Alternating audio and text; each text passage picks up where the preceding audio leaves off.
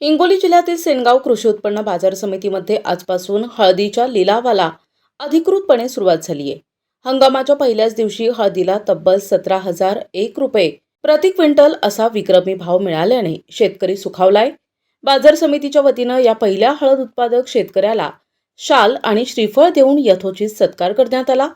या लिलाव प्रक्रियेमुळे सेनगाव परिसरात आता हळदीच्या हंगामाची धामधूम सुरू झाली आहे.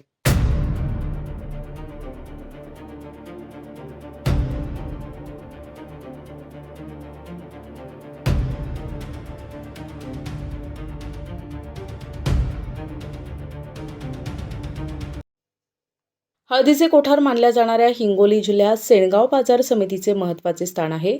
आज बाजार समितीचे सभापती कांतराव हाराळ आणि उपसभापती बाळासाहेब पोले यांच्या हस्ते हळद लिलावाचे उद्घाटन करण्यात आले.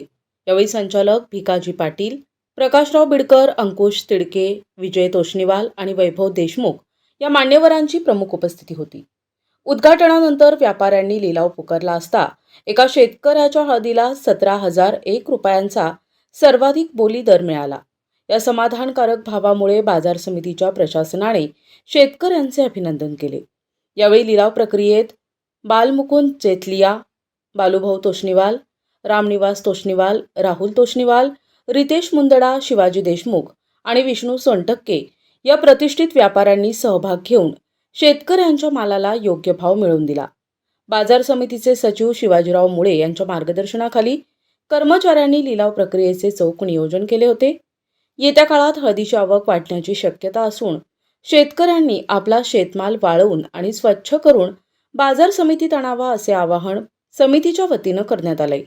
पहिल्याच दिवशी मिळालेल्या या भरघोस दरामुळे सेनगाव बाजार समितीकडे इतर ठिकाणच्या शेतकऱ्यांचा ओढा वाढणार असून यामुळे बाजार समितीच्या महसुलातही मोठी भर पडणार आहे. प्रतिनिधी महादेव हरण, NTV न्यूज मराठी, सेनगाव, हिंगोली.